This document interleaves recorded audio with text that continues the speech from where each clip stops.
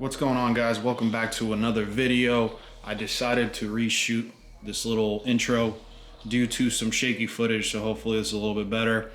But before we get into the video, one little tip that I wanted to give you guys. First and foremost, if you modify cars like I do, it's already a bad financial decision. So take this tip with a grain of salt. But if you do buy car parts like I do, one tip that I have for you is to find a way to get cash back on your parts. And believe it or not, this stuff that you see in front of you is actually free, which is roughly about $350 worth of stuff. Also to include a portion of the camera that I'm actually filming with.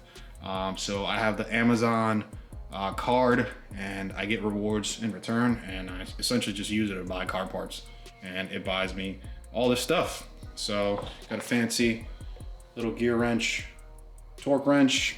Obviously it's the electronic one, and I got some wheel sockets. So that's that. And had a request to check out the lugs, so I'm actually going to be showing you that footage. If you have any reasonable requests, go ahead and drop them in the comments. They got to be reasonable though, so I'm not about to basically two-step my car for clout. So reasonable requests, hit them in the comments, and let's get on with the video. Public service announcement from the future.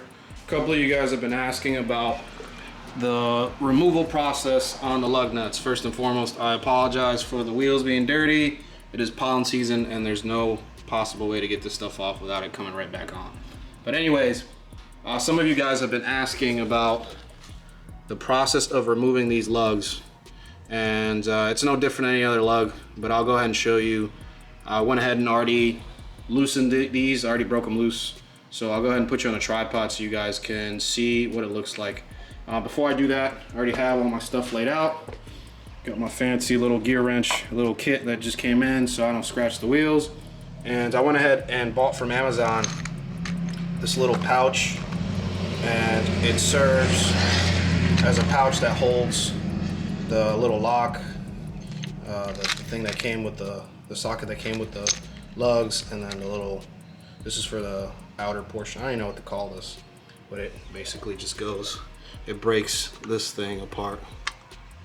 But I went ahead and kept it in there just because I don't like it kind of tumbling around in the glove compartment. So it's a good little pouch. It was like $3 on Amazon, so in case you're interested. All right, I'll go ahead and put you on a tripod so you guys can look. All right, I got the car jacked up, and just like I stated before, there's nothing really too special about them other than that floating washer. So as you guys can clearly see, there's no damage to the washer, and that basically means that the wheel isn't being grinded with this lug nut, which is the reason why I ended up buying these. But so far I like them quite a bit. They stay on there just fine. But yeah, that's basically it, guys. Nothing crazy. So to put them back on, you just do it just like any other lug nut and let it work its magic, and eventually it'll seat just fine, and then you just lower it and torque it down just like anything else.